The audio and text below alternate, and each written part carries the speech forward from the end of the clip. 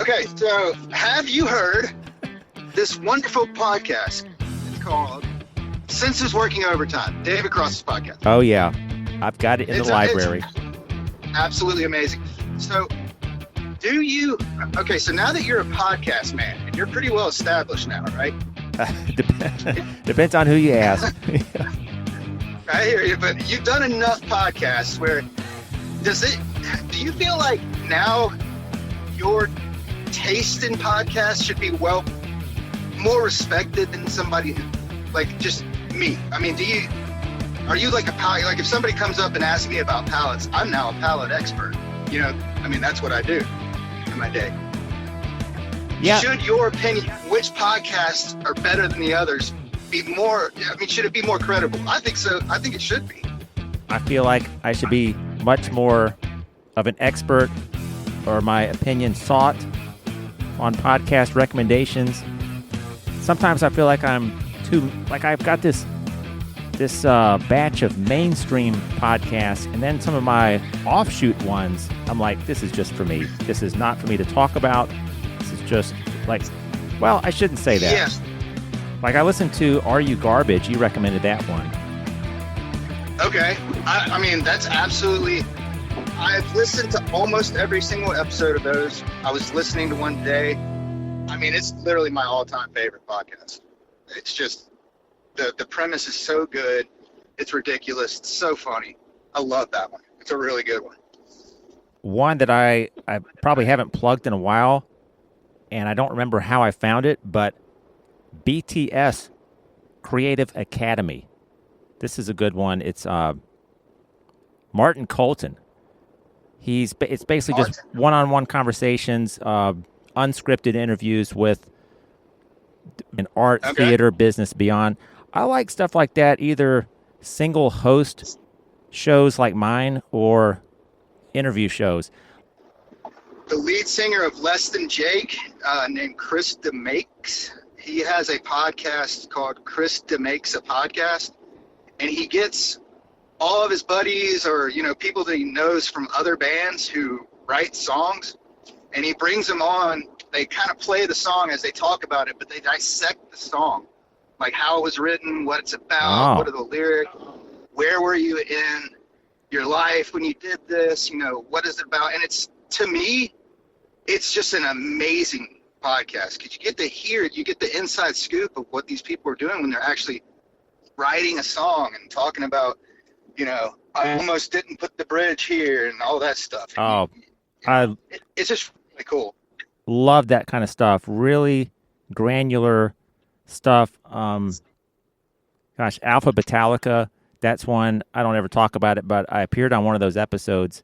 Tom Quee. Nice.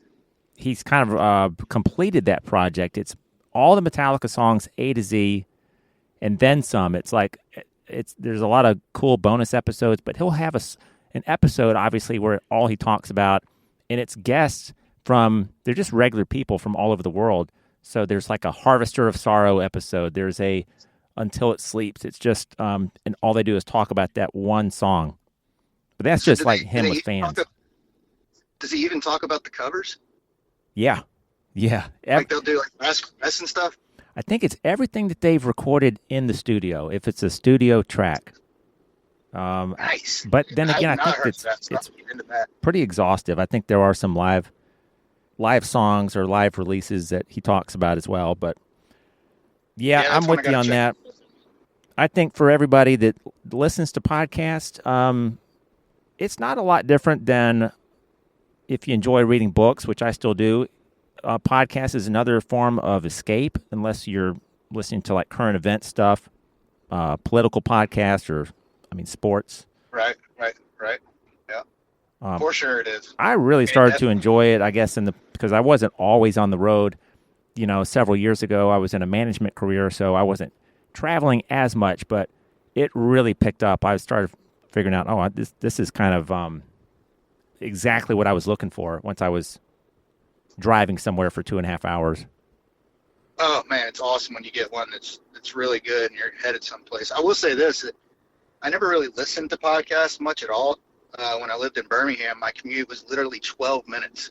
So like I would leave my house and be at my work and like 12, maybe 15 minutes at most. And I didn't really listen to them at work, but when, having moved over here in Atlanta, I'm in my car for at least an hour a day. It's pretty much I can listen to about one long podcast during my commute every day.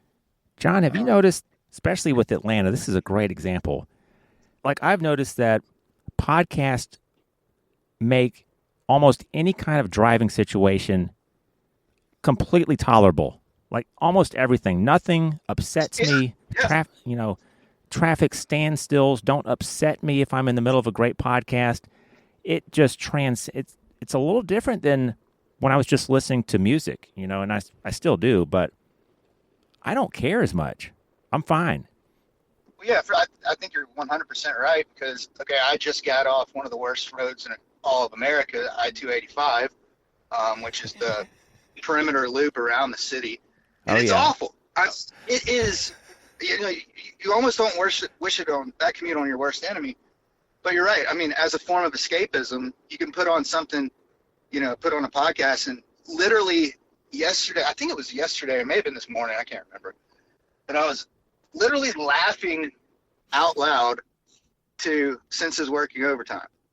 And I'm just like, and I had the thought, like, how insane would it be? I'm sure people would, in this day and age, just assume that I was listening to something that was funny. But, like, if the guy next to me looked over and saw, a grown man just laughing hysterically while we're sitting in Atlanta traffic, I mean, it would just that'd be a sight to see. But it's true. I mean, it does make it tolerable. It's so much better when you can just kind of escape and let your mind go and kind of just not deal with reality. Because there's people out there that are serious about being on 285, and those people are going to live shorter lives. That's a fact. I was going to say, you can't live. Yeah, I think it's healthy to find all kinds of ways if you find yourself on the road a lot, especially in those just horribly dense freeway environments that you're in, to relax as much as possible. So, and I'll say this: I guess you learn to live with whatever you're going through or dealing with. But I was really, really very hesitant to make this move with my company, and one of the reasons was like, I don't want to go deal with Atlanta traffic. I have a perfect commute. I don't want to go deal with that because I go over there and I know what it's like when I'm visiting. I can't do that every day. But I will say that for some reason, either I'm tricking myself or whatever, it's working either way. After working a full day at work and you work with knuckleheads and you got a lot of stress on you, and I'm trying to manage this plant like it's my company, and you get the picture. Mm-hmm. When I do have like if there is a long commute, I've got a 45 to an hour long of going home. Somehow I've just grown to love it. I'm by myself. I can choose to rock out, put on something that I like, some music. Now with Apple Music and Spotify and Discover, I can get on that vibe and try to find a new band that I might like, or just sit there and do a podcast and not really think about a whole lot. And you actually grow to love that.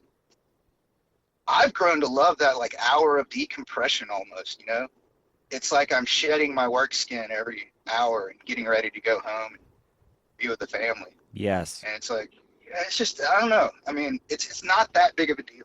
It's as big of a deal as I thought it would be. Wow, John, that is such a refreshing approach. I hope people listening are connecting with that. Maybe if you're driving, you're listening to the show and you're thinking, that is exactly how I feel. And why is everybody else so wound up out here on the road? Slow down, quit taking this so feverishly. Just it's as funny as it sounds, there's something to be enjoyed about it. Like you said, what if you lived just an easy 8 minutes from the house, and you've just had that type of work day? Now you've got to deliver yourself to your family, and you're just 8-10 minutes later, you haven't composed yourself very well. No, I did that. And, Jamie would say that she knew what kind of day I had if I came home, and I forgot to, brush it off. And that, yeah, this is, you can't bring your work home. Just like you can't bring your home. You're not supposed to bring your home to work. That's But, right. I mean, there's a lot of positives about being over here. I hate that, we hate being away from family and friends, but you make a lot of new friends over here and neighbors and things like that. They're not as strong and as storied and as long lived as, everybody in Birmingham, because we've all been together for however many years, 25, 30 years, I guess. Yeah. Um, Boy, I can relate to that. I've been on the Gulf Coast here for over 10 years, and I met a lot of great people, but with some exceptions, you just don't really make a new best friend like that trumps all of your best friends from when you were 16, 18, 24 years old. If you kept up the friendships that we've kept up, it's not like somebody can't get into your life and become someone that you like to do stuff with on the weekends. But yeah, they just those bonds are strong, and yeah, I don't think it's the norm when you're, at 40 to really meet a new friend. I don't think so. I mean, I don't know if we're the exception where literally I didn't go to a high school reunion. And I remember talking to Travis about it when we were talking about our 10-year, and I was like, I mean, honestly, everyone that I know in high school, I literally hang out with y'all. We still hang out, like it's still the same people. Yeah. I don't know if that's for better or worse.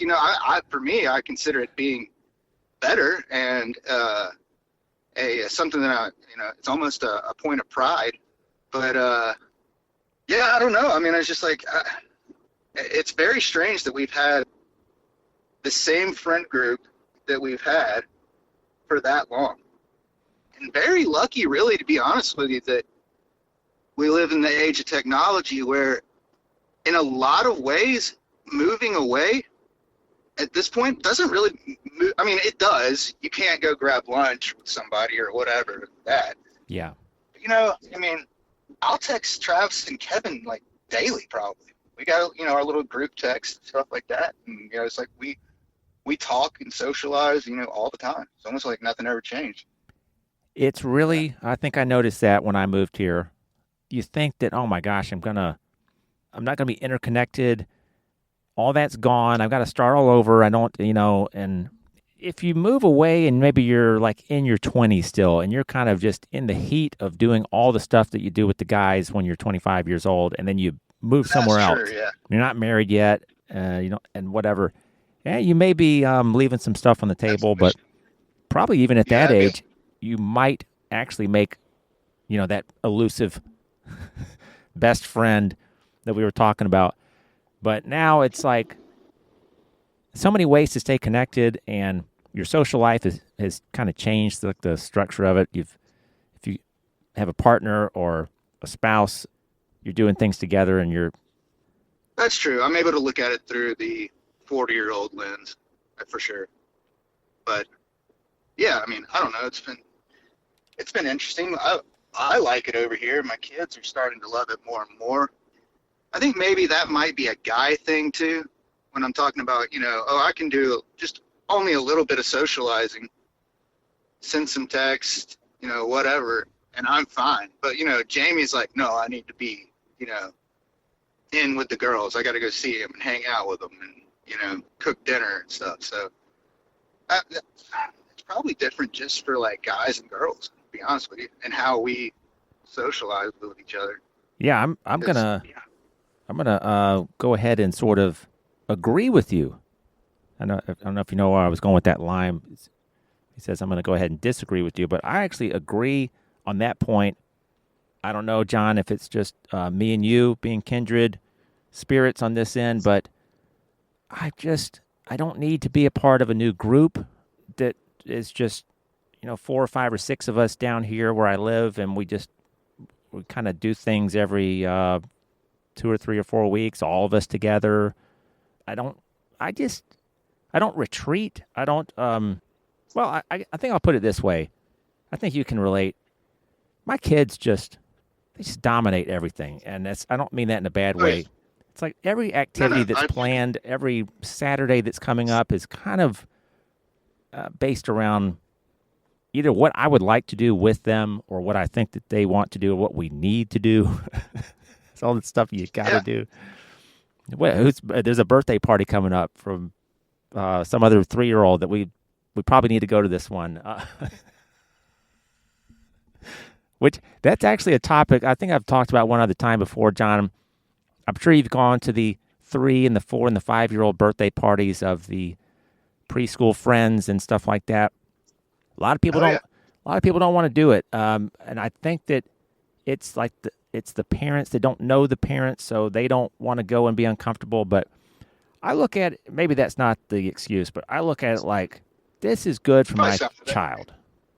I want Right. to get your thoughts on that whole birthday party thing. Well, of course. I mean, I honestly miss those, miss going to those young birthday parties. And yeah, it is awkward. I mean, you got to sit there and do this small talk with the dad that you never met or whatever, and talk about the sports and this and that, and try to do your best to keep up conversation going. But I mean, all in all, that's just a part of it. And they were awesome. Yeah, You John, know, how do you like standing there with that dad and both of you have the hands on the hips?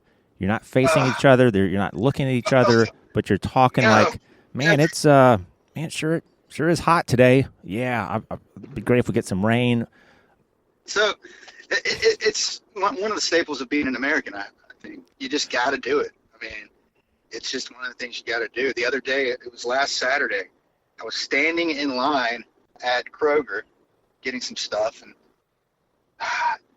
the guy, for some reason, I can't remember how this conversation got started. I don't know. It might be even that I hadn't moved something on the belt correctly. So he's like, hey, don't forget your thing. And I was like, oh, nice. He's like, so got a big day planned or something like that? And I was like, yeah, can't wait for getting ready for the Auburn game to start, which was miserable, by the way. But, and he was like, yeah, what time do the dogs start? And I was just like, it just dawned on me. I was like, I have no idea. I was like, I don't know, man. And he's like, kind of looked at me like, Georgia Bulldogs. Yeah, I guess I'm talking about football and watching the game, and I was now the football guy in his eyes, but I didn't know when the dogs started. And I was like, look, man, I mean, I'm lucky, bring this full circle to kids. I was like, I'm lucky if I can sit down and watch one game a week, dude. Like, I'm not at that point in my life where you can put on, 4 screens and get, going and just sit down and like stare at my betting sheet for the day anymore. I mean, you know what I mean? It's just like, I am so slammed today we have a track meet, we have Ella's cheering at a football game, and we had to go, do something else. We had a full day. I was like, I'm lucky I can fit in this one game, dude. I don't know what the heck's going on with Georgia. John, how do you like those games where the kids are finally asleep and it's 9:45, it's 10:15 at night, it's Wednesday, it's Thursday, there's a great game on, there's 9 minutes left in the fourth quarter, and you've finally got a window where you could watch it, but you're exhausted, and you're like, let's see, 6.5 hours of sleep or ball game? Exciting finish or restful night? What do I do? Most of the time, unfortunately, I'm going for the game. I got to admit it. I mean, I have to get in where, when you can, you got to do it. And then you pay for it the next day, but you got to do it. But, most of my kids and Jamie, they're pretty good about, if it's Monday night football or tonight, Thursday night football, or especially on a Saturday and it's game time, they're pretty good. They don't really give me any grief anymore. They used to when they were younger. They don't really they know it's like, okay, it's football time. He gets the TV for right now. Wow. Where it used to be like, oh, football, no, football. But that's they've gotten over it now, so I love it. John, I'm going to do something here, and if it makes you too bashful, you can cut me off and we can edit this out. But I did have to make a Okay. visit to your Facebook page to do a little bit of research. I mean, obviously, I don't know a lot about. No, I know enough about you, but I don't know a lot of intimate family details or how you're perceived as a father. But man, I have got to read this. This is from your Father's Day card from your daughter Ella, and it almost made a grown man cry. Maybe it did. Just I'll leave that to the imagination. Dear Daddy, I love you so much. I am so glad you're in my life. You are like one of my biggest cheerleaders, and you and Mommy take care of us so well. You make me feel confident in rough times, and you're always here for me when I need it. I love you so much, Ella. John, kids don't just write that.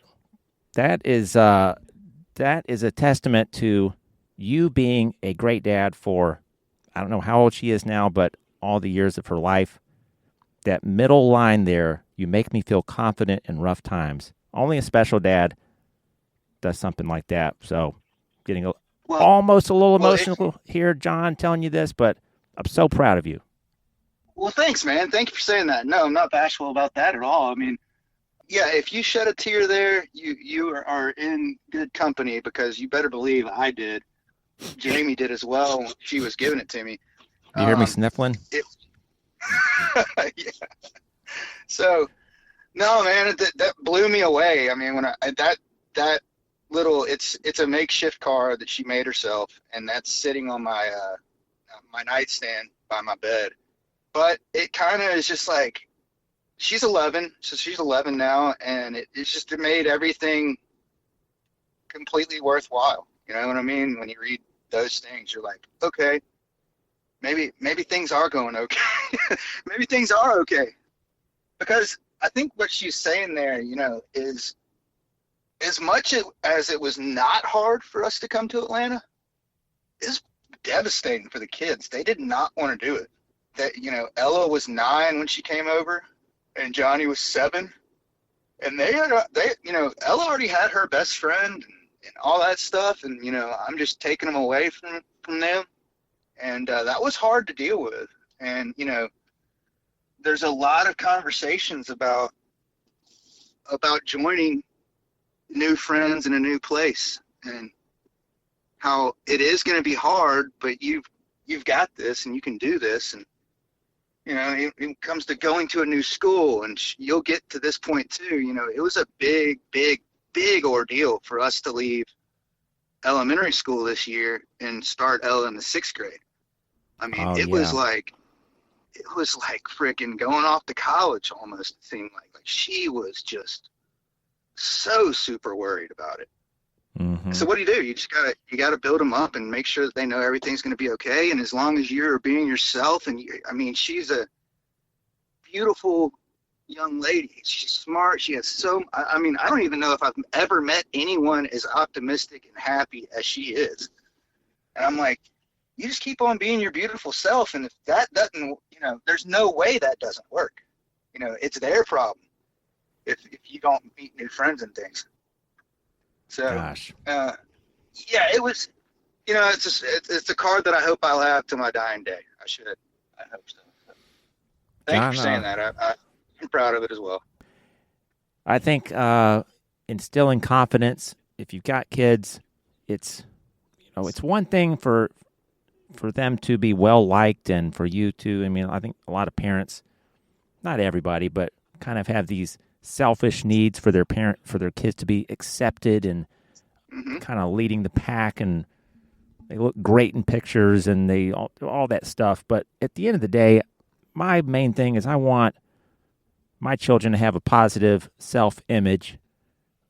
And Yep. when they start to, maybe everybody goes through self-esteem challenges at different ages, but when they start to have those periods that they look around and they can talk to mom, they can talk to dad about what they're going through, and you can reassure them, hey, listen, you're a little tougher than you think you are, Oh yeah. or whatever it is. But I know that had to be a really difficult decision. I always think about that because I'll be looking for jobs and there'd be something in a different, if a recruiter calls and it's something away from here, I don't think we would move, but you just never know. And that's not an easy thing to do. If you're single, that's one thing. But yeah, it definitely wasn't. And it was not a choice that we made lightly either. My mom was living across the street from us. We loved our street in Homewood. I mean, absolutely loved our neighbors and everyone. And it was, not to even mention friends and that we love, but it was not taken lightly. It was a very hard one to do. But ultimately, here's what I've always said, and maybe not to the kids, but to Jamie for sure. While I know that it's hard to understand it while we're living in the moment of doing it, I truly believe that we're making the right decision because there will be so much more, I hope, opportunity for both of them living in a larger city than there is in Birmingham. And again, I'm not disparaging Birmingham at all. Love that city. Would move back in a heartbeat if they said, hey, we want you back in Birmingham. I love it. It's a great town. But it's so strange. It's like Ella, one of her very good friends, her dad owns a film studio over here. And so like she can literally ask to be like an extra in something if she wants to. And while that's not that important, it's just kind of, it's cool, right? I mean, it's very cool. Like, and so she's got another friend who is getting them on some program where they can go and like go down and do a Falcons game with the Falcons cheerleaders, and they can like cheer. They're like the junior cheer squad or something. A lot of like, that's wide range of opportunities. Yeah. Yeah. I mean, there's just more people in a bigger city. I feel like it just opens up the things that you can do. At least that's my hope. And that's what I've seen so far. So yeah. And as far as I wanted to touch base on what you said about like, the selfish need for parenting to feel like their child's accepted, I mean, I think everybody just wants their kids to be accepted, want them to fit in. It would be devastating if your kid was lonely, right? So we want to do that, but I don't necessarily, the way that I've looked at it is I don't necessarily care at all if they're, they don't need to be gifted. What I've always said is, when both of them were born, is that all I want is for them to be happy. Like, I just want them to be happy. They don't have to be super smart or super athletic or, shine and some, be a great violinist by age 9 or something like, you know what I mean? Right. I just want them to be happy. That's the only thing that matters, just have a happy life and be satisfied. Man, I love you. Well, I do love you, but I love you saying that. Yeah, I mean, I literally, when both of them were born, I kind of had, in the room, kind of just had a little prayer to the universe and just said, like, all I want for this child is just please, if we can ask the universe for any request, please just let this child be happy in life, be satisfied, be content. And that's it, I feel like everything else will fall into place. Yeah. Like this day and age, and I've said it before with my podcast here, I'm not trying to be a superstar. Now listen, if this thing catches on and it's just a rocket to the moon one day and it's like, whoa, what's happening? Dan time is just universal. I mean, I wouldn't say that I don't want that to ever happen. I mean, if it did, gosh, now I'm talking like a politician, a certain politician that just kind of goes off on one thought to another. But what I was trying to say is your kids don't have to be superstars. In the age of social media, there's just all kinds of ways to present yourself like you're on the front of a magazine cover and dote on your children like they're the best thing ever. But yeah, I mean, Yeah. if they, if one of my children wants to enter a career in the HVAC industry or wants to get into fire safety or just do some of those jobs where you're not just on the front line of celebrations, that's fine. Yeah, absolutely. Yeah, and you're really putting in the work for this thing, right? For the podcast. I mean, you're really doing it. A lot of blood, sweat, tears, a lot of tears. So how many episodes do you have now? This is going to be episode number 59.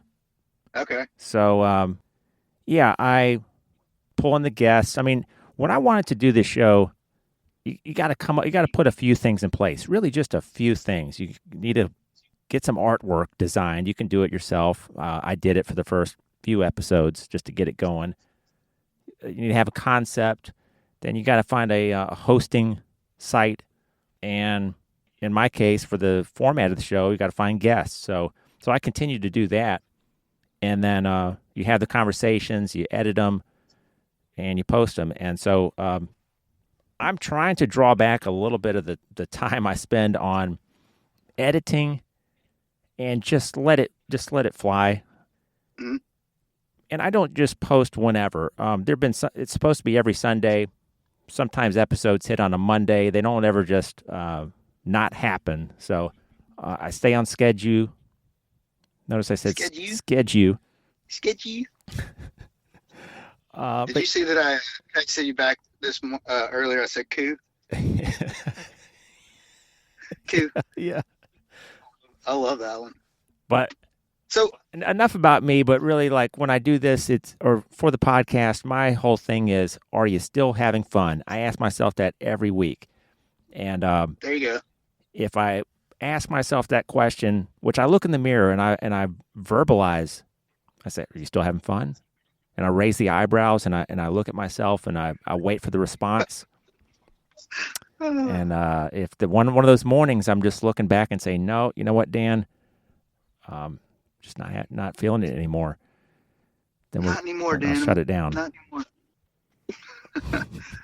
I hear you. Well, keep having fun. I mean, I've always thought that I would love to do one, much like this is, where you're just talking to somebody. You take John, I think an hour. Great. Well, you take an hour out of your day to just have a conversation with somebody that you're, already friends with, or at least interested in, or want to hear their story or something, and get to go a little deeper dive than you probably would otherwise. But I don't know. I think it'd be cool. I think it'd be cool to try to have something with all of your, to go again back with all of my friends that have been, friends since high school. Could we go back and try to stitch together the stories of what happened and try to remember them all? Oh my gosh, John, really review stuff. You're onto something. Wouldn't that be cool? That'd be cool, man. I do need to tell you. I do need to tell you real quick. I'm at the elementary school picking up Johnny, and I think they might be coming out. Oh my gosh. Rapid fire. We got to... Rapid fire. So, Johnny, we didn't talk a lot about him. We're probably going to have to do a part 2 to this episode, John. But I understand he played in the Seattle Mariners organization this past year. How did that go? Do you like the leadership, the organizational structure there? You've been happy with the Mariners? I had to kick some dirt around a little bit. It was strange. I will say this about that team: he plays in a very, very competitive league over here. It was much like, if you remember, Vestavia Little League was pretty darn competitive, right? Yeah. Yeah. This place where we live here has a very competitive league, and I'll just be honest with you, baseball is not Johnny's sport. He loves it to death. But he's not going to be on the all-star team. You know what I mean? And he had one coach that was super great, and the head coach was super supportive. And, to me, to go back on the confidence thing, Little League is almost completely just a confidence game. Can you go up there at 8 years old look that other 8-year-old in the eye and hit the ball, right? You know, when they're pitching Right. and you're hitting. And he just had one coach that was just, I mean, for lack, he was just an asshole, to tell you the truth. I mean, Yeah. he was screaming stuff and like just yell.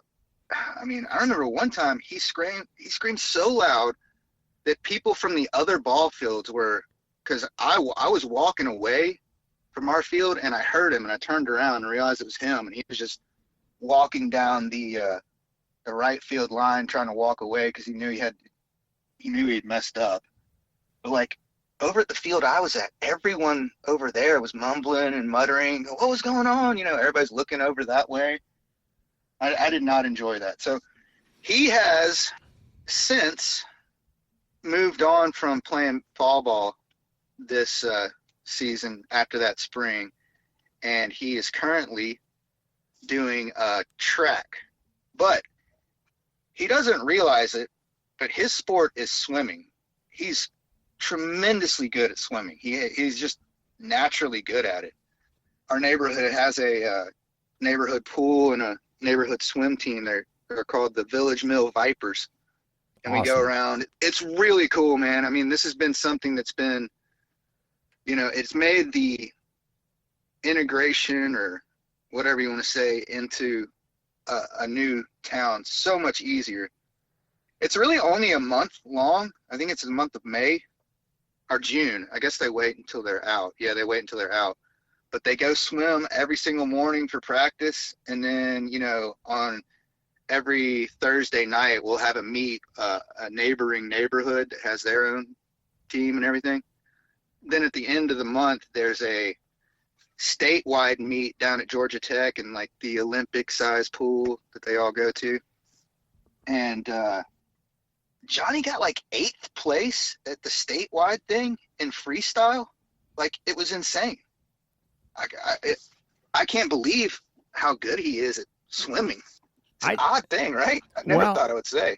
I just love as a dad that you're recognizing what he's not, because like you said, he's interested in baseball. I loved playing baseball, but you need to be at a certain level, and you know, some people can get there with a few more years, a little more experience, more conditioning.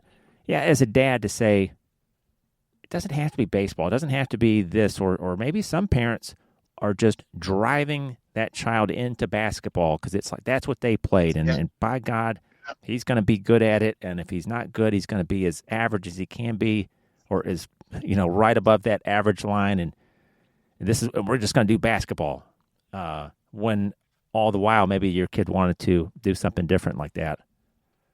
Yeah, that'll never be the case with them. You know, you can obviously tell. We've always said, like, choose a sport, choose an instrument, make sure that you like that. As long as you're doing something, that's all that it requires. As long as you like it, that's all I care about. And again, talking about baseball, you know, I've been out there before where we're out there late night for a practice or something during the middle of the week, and on the next field over, you've got the mound where there's a dad and son out there just doing it, you know, at 8:30 at night, throwing pitches. And I'm just like, that's great. That's amazing that there's a dad out there doing that with his son. But I'm just thinking, like, does that kid really love this, or is his dad just dragging him out here at, you know, 8:30 at night to go practice baseball? That's a really good point, because you do see that. And yeah, do they both want to be there? Yeah, I don't know. And they might be. Who am I to? I'm trying not to judge or anything, but in my head, I'm just thinking, like, I wonder if that kid is just being dragged out here to made to throw balls in the middle of the freaking night. Hey, but you never know. One question that's on my mind, since your kids are a few years older than mine, right now, my kids are small enough that there's still a lot of that open-ended playtime, just recreation. All right, you guys go shoot out in the yard and do whatever you want to do, ride your scooters, play with your friends, and play these little wacky games that you conceived 2 minutes ago, and do that for 45 minutes. Is there still time for an 11-year-old, a 12, a 13-year-old to just screw around and play like with their neighborhood friends. I don't even know if they really do that the way that we imagined that we did. Yeah, there is. Yeah, of course there is. 100%. It does get a little bit, it gets a little bit different when they get a little bit older because Ella got an iPad for this past Christmas. You know, there's a family computer set up on a desk in the kitchen. Johnny loves to get on there and play Roblox. He'll play Fortnite a little bit on the TV, on the Xbox. And Ella will, you know, play her little game. She plays some type of like dress up the model game on her iPad. But at the same time, like Johnny and I were out in the yard playing soccer for, I don't know, an hour yesterday. Here he comes. Oh gosh. Well, I gotta. And you know, there's kids running through the house yesterday that I didn't know. I didn't even know one of them. So it still happens. I hope it'll never end. So, John, what's up, dude? Hey, I gotta mention his name before you hang up on me. Pico. Give me one thought on Pico. Pico for president. Like the post says, Pico is my boy. He is my running partner, my jogging partner. He's the best dog I've ever had, for sure. He's awesome. All right, final question, John. All right. At 43 or 44 years old, whatever you are, if you had to slug down a 20-ounce Mountain Dew or a 20-ounce Dr. Pepper, and you got to slug it down like you're dying of thirst in about 12 seconds, which bottle are you going for? Mountain Dew, for sure. I don't really drink it at all anymore, but that was my soda of choice back in my younger years. I literally could drink a bottle of, or a can of Mountain Dew and then go to bed. I don't know if I was just at that point immune to it. I had had so much, but isn't it crazy? Yeah, it was a staple. How would you just drink a drink that's got 72 grams of sugar, bone dry, like a 20-ounce bottle when you're 20-something? What was the last time you did that? Walked into that Raceway or that Circle K and got one of those drinks and just powered it down. People do it. I don't even. Yeah, people do it. Much less energy drinks. I couldn't imagine having an energy drink. I'm not kidding. I mean, back in the day, I used to have those. I really kind of enjoyed when Jim was working for Monster. I would get him to hook me up with some of those peach rehabs or whatever. Yeah. I would slam those back in the day. And now I'm just like, oh, no way I'm doing that. So it is kind of crazy how we change. Well, evolve over time. I'm really proud of you. Like I said earlier, keep up the good work on the dad end. I'm proud of you. Proud of you too. Oh. It's tough being a dad. It's tough raising kids. It's a tough gig. They take a lot out of you. John, how about the crow's feet? How is that working with you right now, or is it something you even really pay attention to? Oh, I've got them. I've definitely got them. I've definitely got the crow's feet. The crows. Oh, I didn't even mean to say it like that, but wow. Yeah. All right. We've gone way over here, but what a just sensational episode, John. Great to talk with you, man. Yeah. I think you really need to explore that on your end of putting some kind of project together, telling the stories of the guys that you went to school with. Think about it for a while. I've thought about this one for a couple of years, so it's fun. It is fun. I think it'd be cool. So if I ever get around to doing that, I'm gonna have to hit you up and teach me the ways of the podcasting guru. There's some trial and error. I'll have a lot to learn.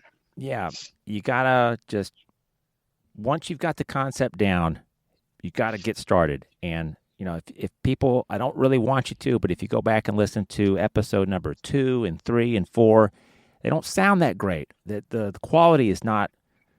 It's not that good, but I'm okay with it. It's part of the story. Yeah.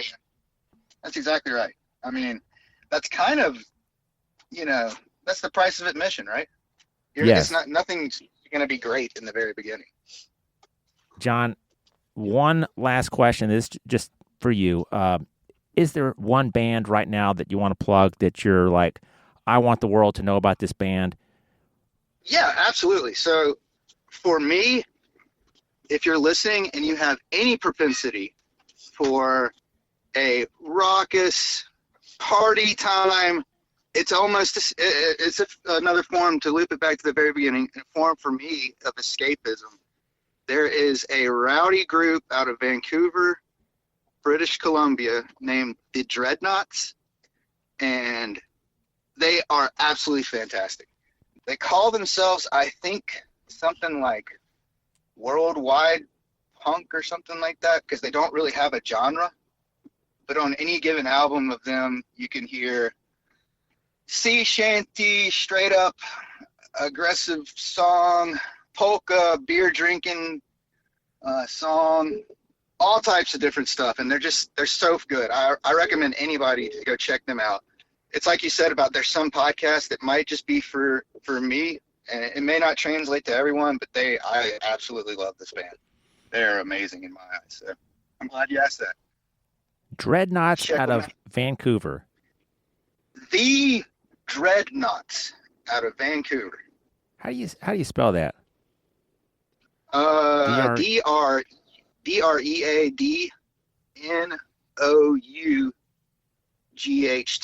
I think.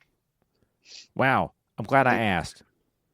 Yeah, man, check them out. They're almost like, they get billed in so for European, like when they're over in Europe, they always get billed in ska festivals, because they almost have this like backbeat ska sound with their guitar, but they're not that at all at the same time. And if you listen to them, you'll probably pick up on it pretty quickly. But yeah, they're just great. They're like I said, they're rowdy, they're fun, they got some humor to them. That's just kind of the easy listening that I like. I love it. I love the description already. I want to dive in, which I will. Yeah, check them out. They're pretty cool. All right, well, hey, Jamie has just called me 3 times, so let's do this again, please. That means it's been a great episode. I think I've had somebody else say their wife was trying to buzz in a couple times, so once I've heard that, I know we ran way over, and it was a blast. We did it. Yeah, it was cool, man. Thanks for talking to me. Appreciate it. Thanks, John. All right, brother. We'll Take care. Talk We'll soon. All right. All right. See you later.